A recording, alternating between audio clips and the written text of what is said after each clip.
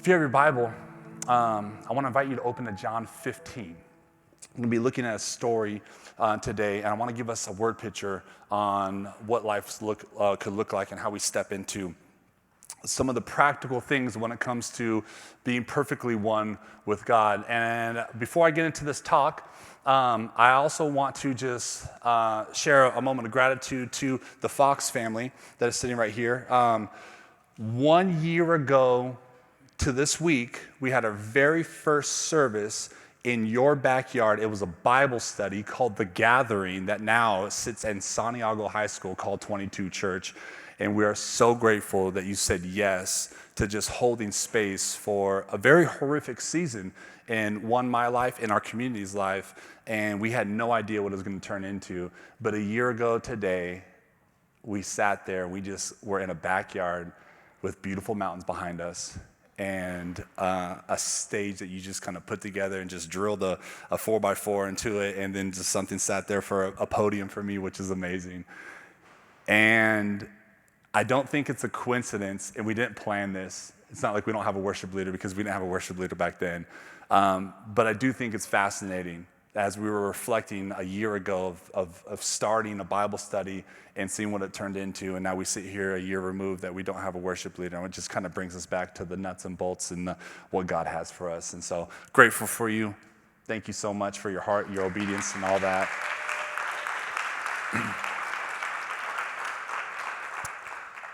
Big idea for us is what we're talking about is we've been talking about a passage out of John 17:23.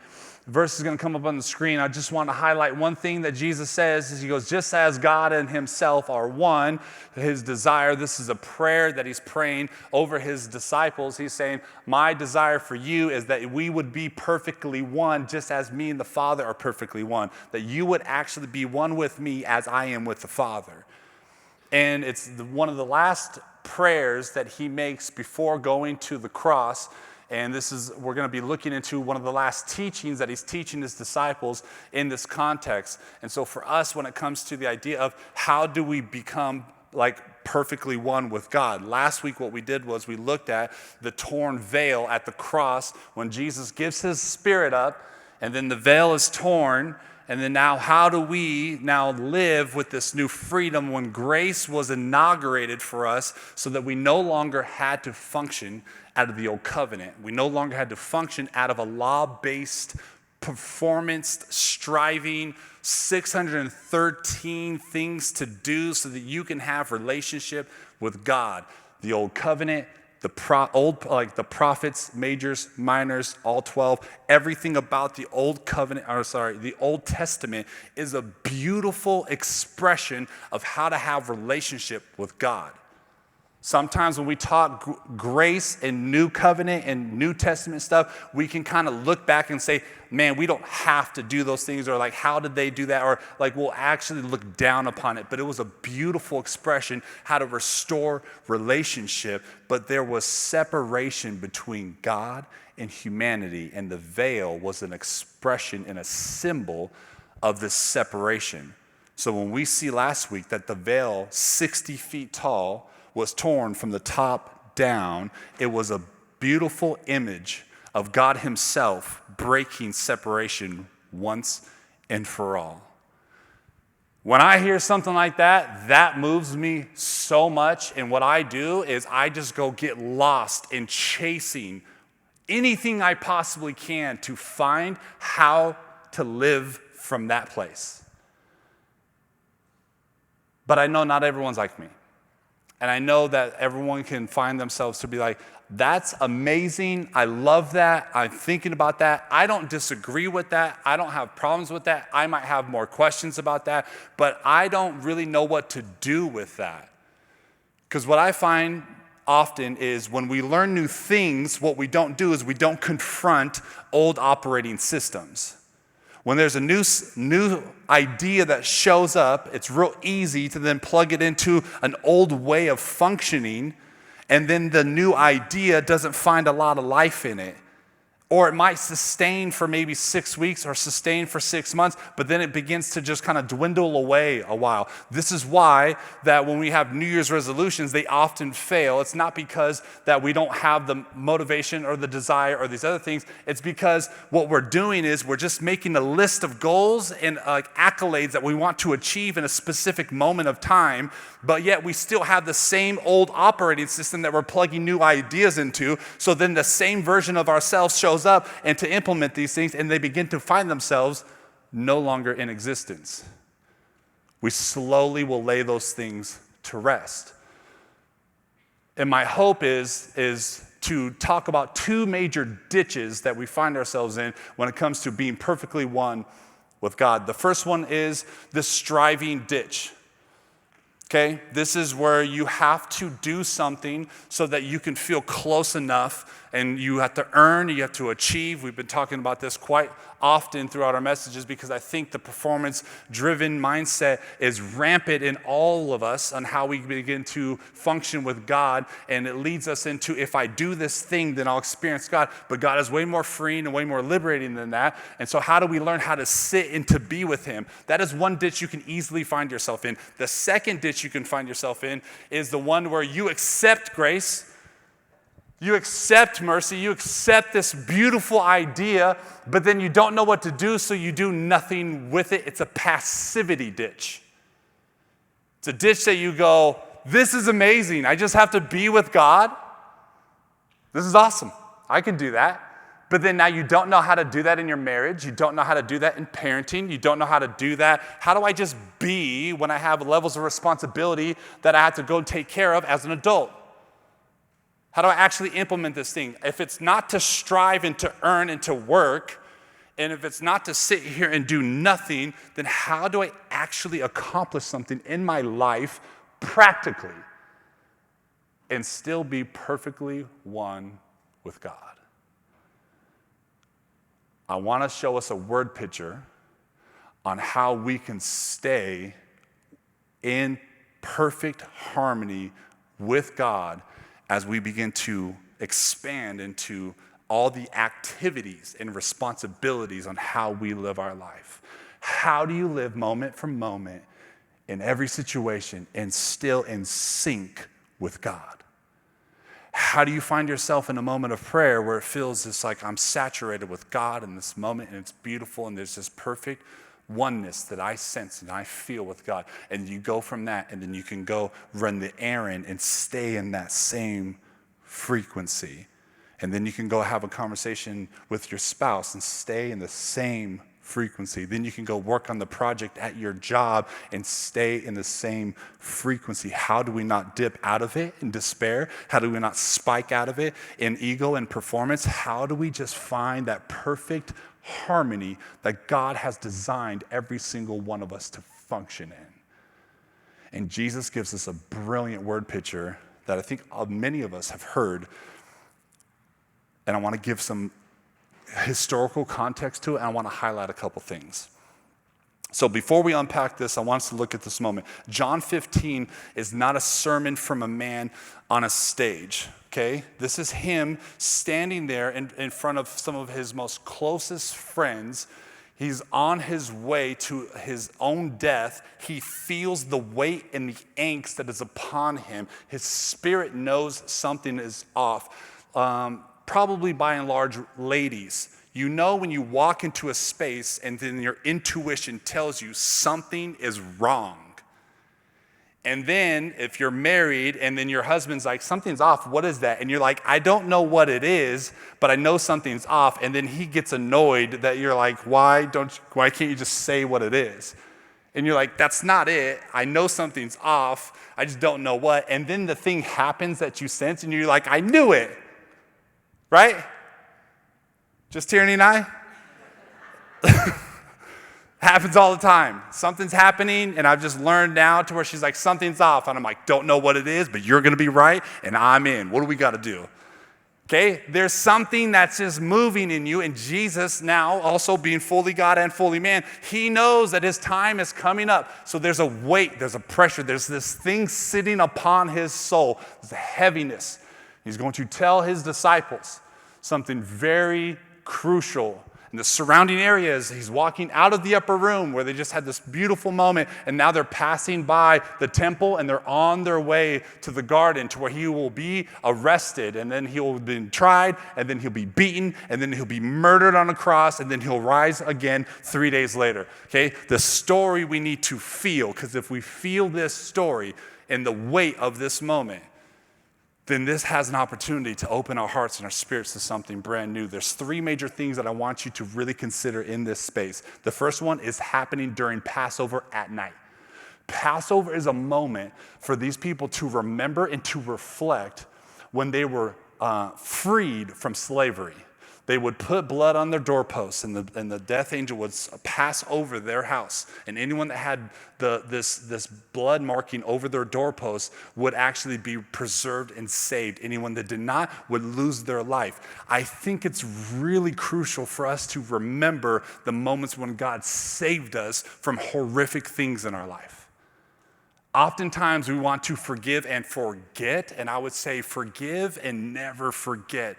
Always remember the things that God has restored in your life. And if I can speak to all of us, I'd say this: the reason why some of us don't want to actually remember it is because it still aches. If it still hurts to remember, you're in perfect company for a God that can heal and restore that inside of you. It may take longer than you expect or want, but I promise you there will be complete healing that manifests within inside of you, because that's what God does. So there's Passover that's taking place. And then the second thing is that these disciples, these men, their whole world is about to get torn apart and flipped upside down. The third one is this: the disciples are all asking one question: how do we have connection with you when you're gone? Because what he's telling them is my time has come to an end. I am leaving. One of you are going to betray me. One of you is going to be a coward. One of you is going to actually leave entirely. All of you are going to scatter when all of this happens. I am no longer going to be here. If you're a disciple and you've been with him for 3 years, you think that we are going to conquer Rome and we're going to overtake this entire government, and then you're going to usher in your kingdom, and this is going to be amazing. It's getting cut short, and he's telling them stories on how they're going to stay connected. The question, how are we going to be connected if you're no longer here? And he answers it with a word picture. 15 verse 1 through 4 says this. He says, I am the true vine, and my Father is the vine dresser. Every branch in me that does not bear fruit, he takes away. And every branch that does bear fruit, he prunes, that it may bear more fruit. Already you are clean because of the word that I have spoken to you. Verse 4, abide in me, and I in you. As the branch cannot bear fruit by itself unless it abides in the vine, neither can you unless you abide in me. I want to unpack a couple things and land somewhere. The first thing I want to look at is verse 4, right in the middle, where he says, as the branch cannot bear fruit by itself. This is something that we all long to do. We all long to actually establish something by ourselves, okay? There's a lot of things that are in the world that tells us that we can actually better ourselves. You see so much that's on social media about don't work on your gifts, don't work on the projects, don't work on the business, work on yourself, right? When you go to read specific books, there's a whole section called self-help books, okay? Self-development books. Okay, all these things, we are saturated in a culture that tells us that we can actually produce, and Jesus is speaking the polar opposite to that situation in this verse. What he's saying is, you cannot self-source your life. The branch by itself can produce nothing. So there's this desire that we have in our heart to say, I will then be self-producing. And he's like, that is a fantasy of you trying to be a vine. That is a fantasy of you trying to be the sustaining source of your own life. And we long to produce. We long to self-source. We long to do these things. So we'll read the books. We'll put the effort in. We'll long for it. And he's saying, I promise you, you actually cannot self-source your life. The branch doesn't produce the fruit, the vine does. The branch is just holding on to the fruit. Cut the branch off the vine, then you'll see it slowly die. This is a huge moment for us to understand that, because we try so hard for us to begin to produce our own fruit. And then when fruit begins to produce, we boast in it like it's so amazing. Look how great this stuff is. Look how amazing this is. And he's like, the only reason that is being produced is because you are connected to a vine called Christ. And it reminds me of Matthew 5 when Jesus does the Sermon on the Mount, and he says these Beatitudes. In the very first one he says, he goes, blessed are you that are poor in spirit. And when you understand what he's saying by poor in spirit is the concept of this: I have nothing outside of you. God, you are every good thing that's ever come to me. I am in full reflection that says that you are the source of my goodness. I am poor without you. And there's something to boast in of just being like, I am just merely a branch to a beautiful vine. I am grafted into something that is significantly better than me. And then the couple words that lead up right to that point is this: abide in me and I in you. And when he says abide in me, this word abide is the Greek word meno, and it means to remain, to dwell, and to make your home. This is, if we can devote the rest of our life on one idea, it would be this: how do we remain in God? How do we dwell in God? And the thing that I want to highlight for us today is this. It's the phrasing of this: make your home. Tierney and I are 1 week away from moving to Corona to this date. You can cheer for that. 1 week, okay? We've been talking about it for about a year, and it worked out to where now the kids' schedule and school, and we get them plugged into the new thing, and we got the house, and we're stoked. And so now we have somewhere to live, and we're packing the house up, and we spent all this past weekend getting everything done. And the best thing about moving is dreaming about all the possibilities that can happen in life.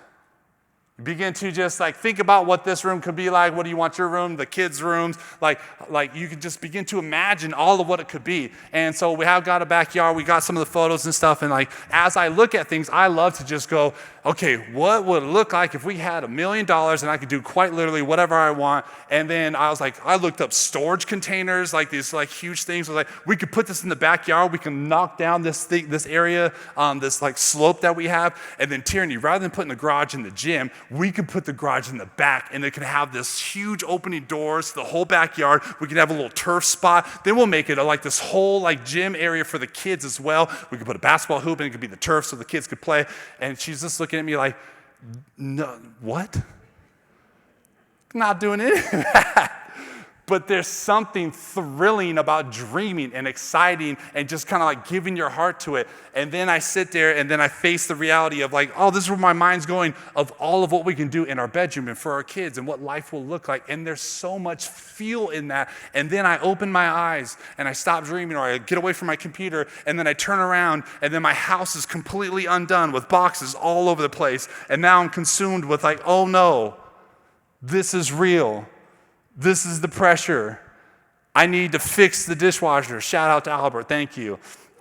I need to install a new vanity. I need to do this. I need to put the doorbell in the thing. I need to just take this basketball hoop down. I need to remove the TVs. I need to go down the list. I need to fix these holes. I need to call this person. I need to make sure I get the plumber over here to fix the thing. I need to do all these tasks of what they are. So now moving on one side is a beautiful dream that it could be, but also on the other side, it can be an actual nightmare at times.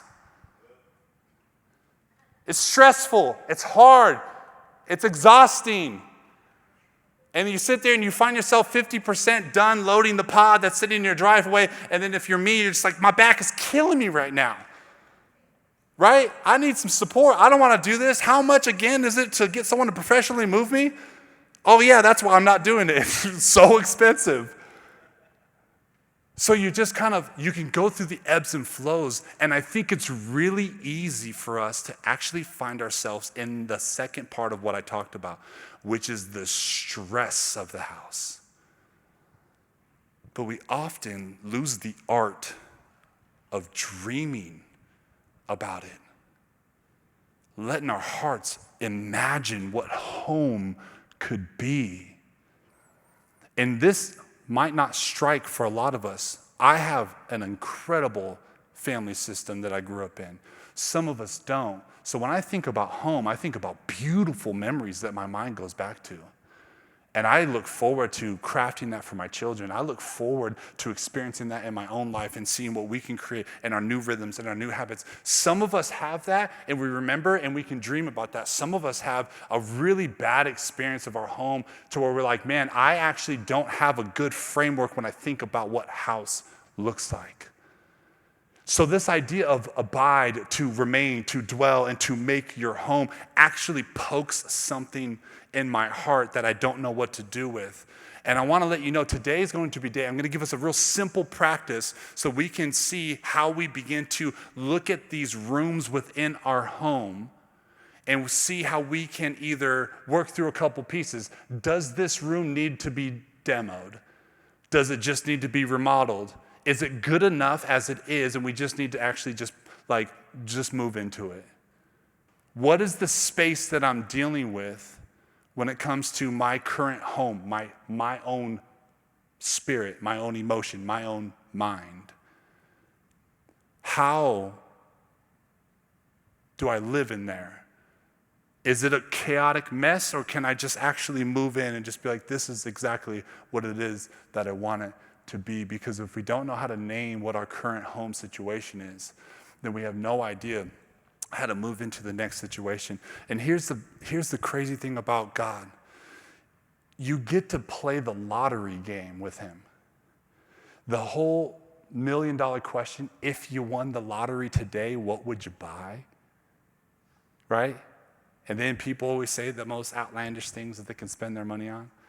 And you're like, yeah, I would do this. I would do these things. Some people get real practical. I would secure the family. I would do this thing, and and we have these plans of what we can do. But when money doesn't become an option, then you go, now I really get to dream. And when it comes to your spirit, when it comes to your mind, when it comes to your emotions, when it comes to you as a person, you won the lottery in Christ, actually forgiving you, dying on the cross, raising again, and saying, I have all of heaven access to you. So now how do you want to dream? What do you want your home to look like? And just because you won the lottery physically doesn't mean that your house is automatically like that. It still goes through the demo. It still goes through the reconstruction. It still goes through all of the work that it takes for it to get to the place that you dreamed it to be. But the goal would be to dream.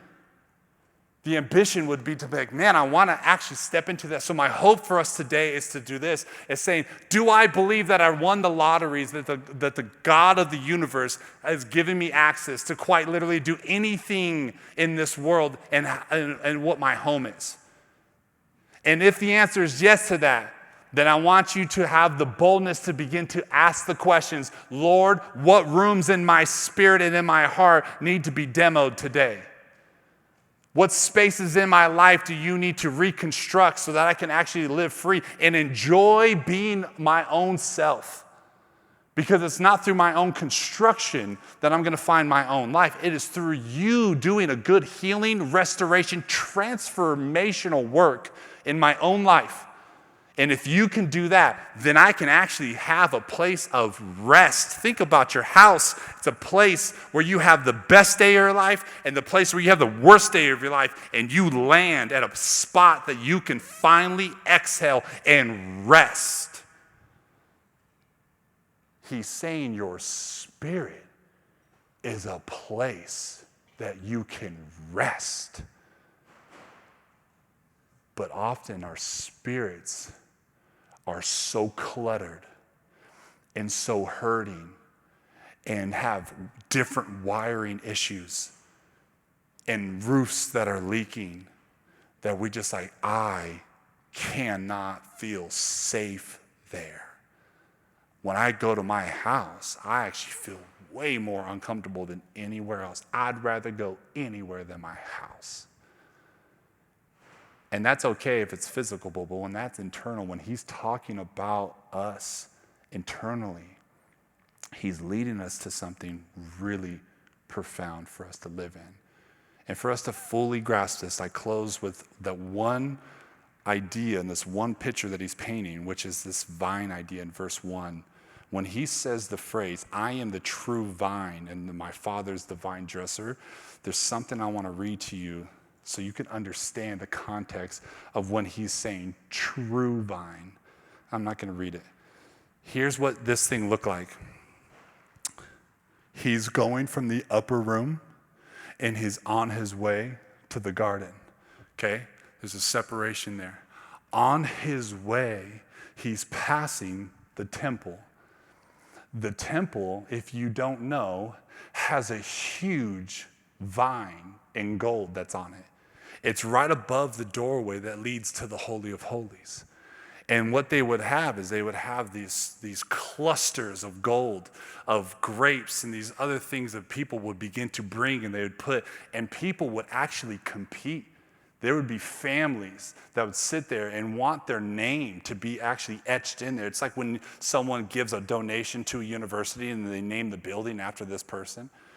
This is like this high honor of what these people would want. And so they would be walking by and then you would see this and these priests would put these beautiful, majestic gold clusters of this imagery of this vine that sits above the temple. That is the holy place. This is pre the cross. This is pre-grace. This is where these people knew the only way for us to have relationship with God is to enter into the temple and to work the sacrificial system. And if we can do that, then we can have the goodness of God in our life. They cherished this thing.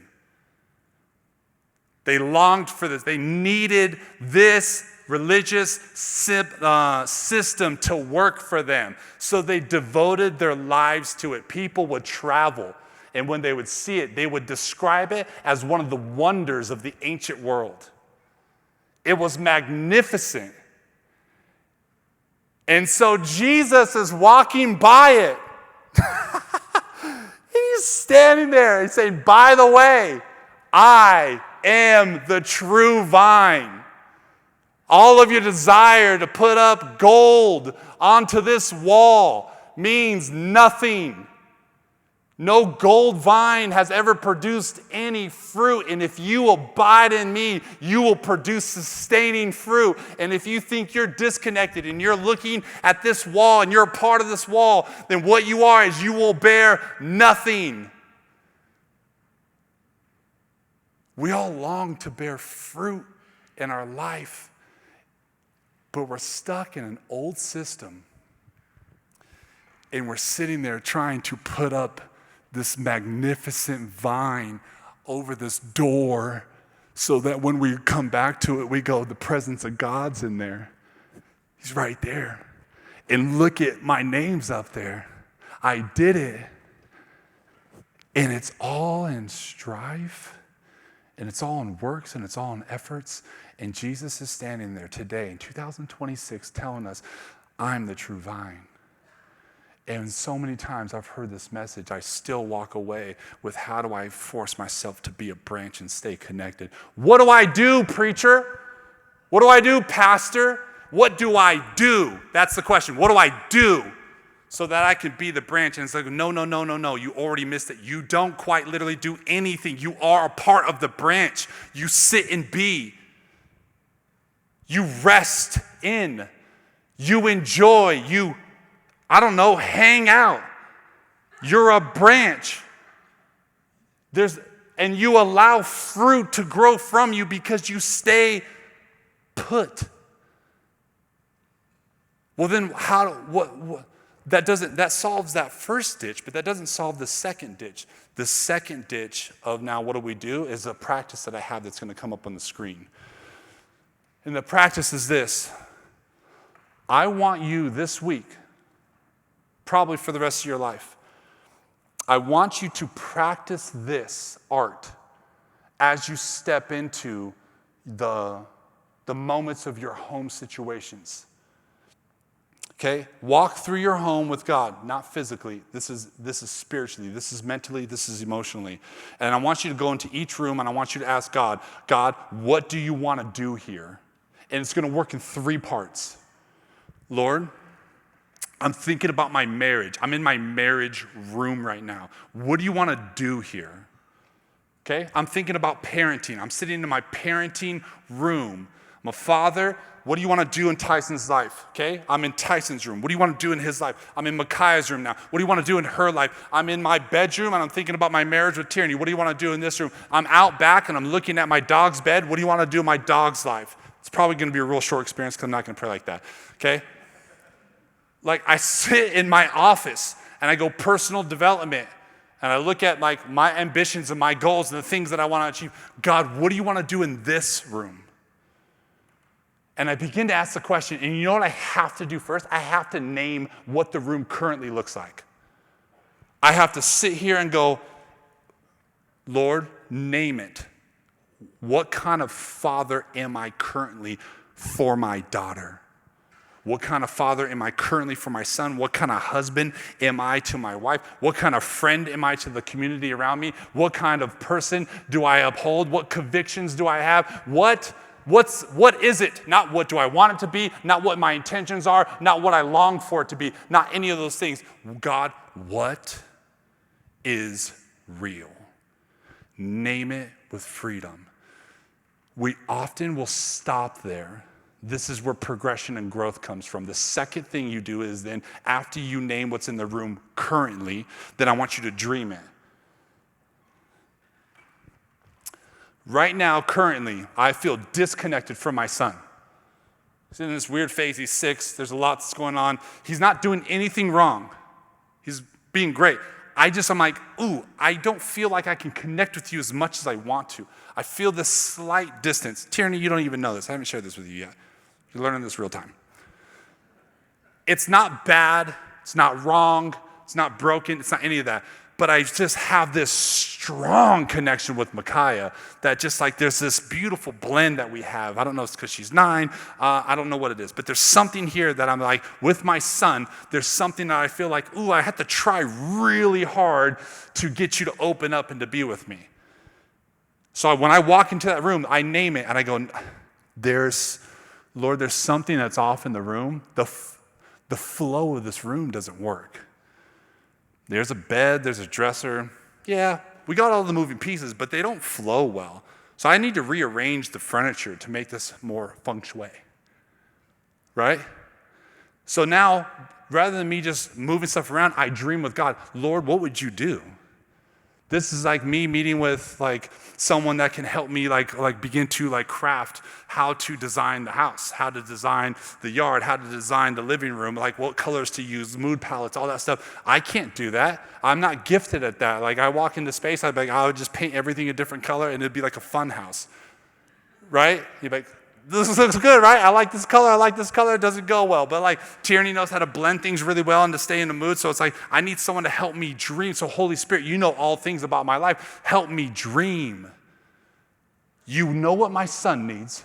You know where I am and who I am, and you know my desire. What do I need to do with my son? Do you see how it's not becoming about performance and what I would do with my son specifically? But how do I stay one? How do I stay one with God? I'm involving God with the very responsibility that I have. I'm involving God with the decision that I'm about to make. And my answers that I get when I dream with God never show me multiple steps at once, ever. It happened once last week, if I stayed in my illustration with my son. I was working, so many things to do when it comes to moving us and all that stuff. Tyson came into the room and he's just like, Dad, can we play catch? And I was just like, I was about to say it and I've been saying this and I'm just like, man, I need to make space for this kid. He was like, hey, can we just go out and can we play catch right now? And I was about to tell him, not right now, we will when I get done with this. And it hit me. And I'm actually having a real-time revelation right now. And it hit me to where I felt like, pause, give him 10 minutes. Just do it now. And I was like, you know what? I have to do this right now, but I'm not going to. I mean, you're going to go out there and we're going to play catch for 10 minutes. And he just lit up and he was so stoked. And then we went outside and we threw the ball around and he's catching. He's actually really impressing me on how he's catching, like his ability to move his glove around. It's a total side note. And right now, as I'm talking about this, I'm like, oh, that's what it is. Dreaming with God as I'm explaining this to you, is just like, oh, what does my son actually need? As I'm using a real illustration for you, it's not that he needs me to do anything for him specifically. He's actually showing me what he needs, and I'm finding myself too busy to do it. So I want Tyson to show up when I'm available, and he's not. But because I'm the parent, he's wrong. Why can't I be available when he is? Why can't I show up when he's just like, yeah, can we make it happen? And now he's a child, I'm an adult, and there's like different level of responsibilities. So it can't always be like that. But nonetheless, there's something real time that's showing me as you work this practice of name it, dream it, and then the last one is simply just take the very next step. So you know what I would do this next week? Well, he's at Grandma and Papa's this week, but when he comes back, this is what I'm gonna do. While I'm working from the house, I'm going to set little mini breaks. And I'm making this up because I'm sensing this. I'm not making it up. I'm sensing this right now. And I don't know how it's gonna work. I'm gonna set little 10-minute increments and give myself permission to where when Tyson walks in, or Makai, but mostly Tyson, when he walks in and he wants to play, and I know that I've been working, I'm like, cool, I will set a timer for 10 minutes. And now, as I'm dreaming and I'm just sensing right now, I'm gonna give myself permission to do that 3 times a day. You get 3 quality interruptions. I'm not gonna tell them that. I'm just gonna let it be like organic and let it flow and see what happens. And I can't wait to report back to you on how that plays out in my relationship to see if that closes the distance. It could do nothing.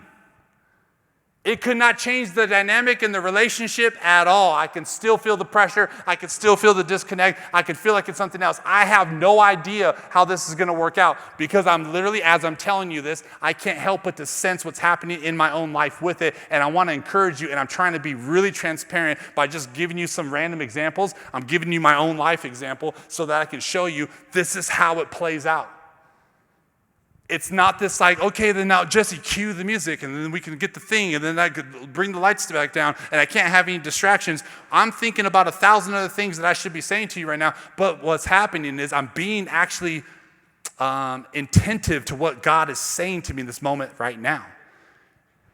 So your practice is to name it. What does this room look like? And for us to get away from my example, I want you to really heavily consider your marriages. Name the marriage. Name what's real. It's okay that it's hard. It's okay that it needs demo. It's okay that the room is not set up the way you want it. It's okay that the thing has just fallen apart and it's not even up to code anymore. And you're like, I don't even know what to do with this. I feel like we just need to start over. And I really sensed it as I was driving in today to church. I want to tell you, sometimes we think that getting out of the marriage is going to be better or easier than to actually redo or demo the room. And I promise you it's not. I promise you. I'm not saying you have to stay. I'm not saying that as a pastor. No matter what your situation is, you have to demo and you have to work that out. No, but if you believe that just getting out will make it automatically better, that is a lie from hell. You reworking and naming and dreaming and taking the next step that the Holy Spirit is telling you to do, you will find restoration in every situation you find yourself in. How do you stay in harmony with God in every situation you find yourself in? Name what's real and current. Dream with God about what it could be, and then be willing to take the very next step, knowing that you have no idea what the next one is. And then rinse and repeat. Take your step, move over. I'm a step further in my relationship with my son. Now, what does it look like? Oh, we're a little bit more connected, but now I don't know how we have conversations. Let me move over here. Now, God, how do I actually engage in conversation? Have you tried doing this? No, I'm going to try that. I'm going to take this step and see what it looks like. Or as you work the process out and you take your step, rather than you're taking a step forward, you're actually taking a step backwards. Don't let that discourage you. If you try something and you feel like you missed it just because you're in motion and you're not going a specific direction that you desire, doesn't mean that you're not with God. The goal in being one with God is not for you to get to a specific destination. It's just so that you can walk this life with the Lord. The goal in being one is that I'm going to be in harmony with the true vine and I'm just merely a branch. Because his desires, his longings, his plan, oftentimes ours don't line up with his. And thank God we're not the vine and we're just a branch. So my encouragement to you is this. It's going to take a lot of intentionality for you to do this. You're going to be thinking about it a lot. It's not going to come natural, but I promise it is the most worth practice you can ever do. Anything you give your life to that's especially taking a lot of energy and work from you right now, and it feels exhausting, the way you stay in a state of joy, the way you stay in a state of not getting burnt out, but a buoyancy and life and freedom is by working this process. And this is not you doing a process so that it'll give you something. No. This is you marrying a practice to allow you to stay with God as you live your life. You're going to have to do the task anyways. The question is, are you going to do it with God or not?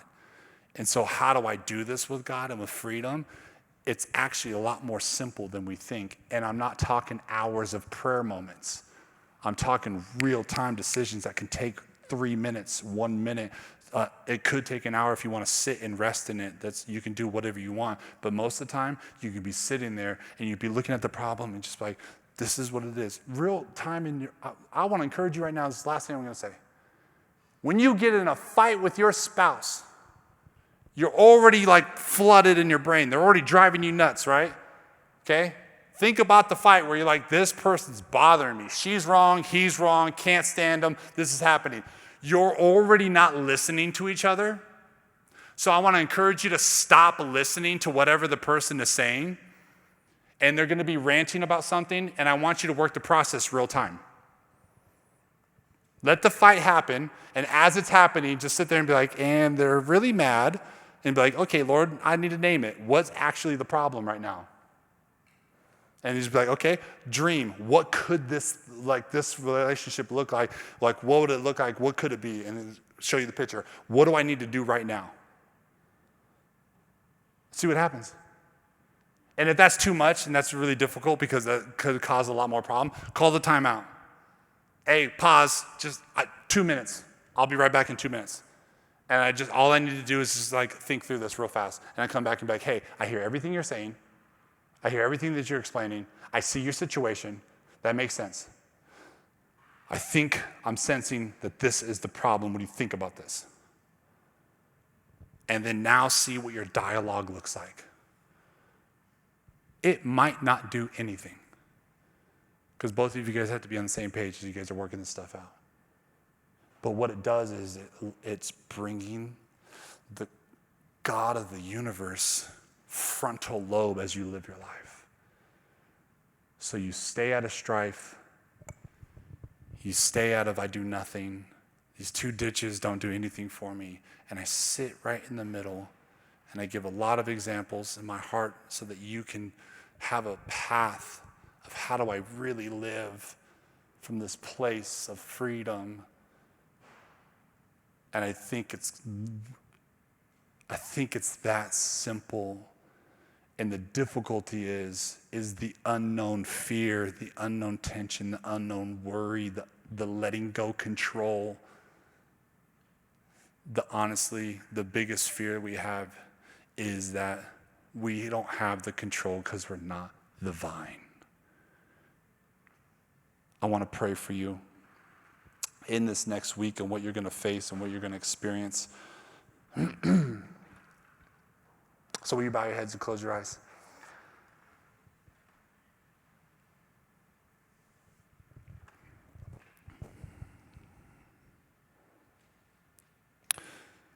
Lord, there's so much I just shared.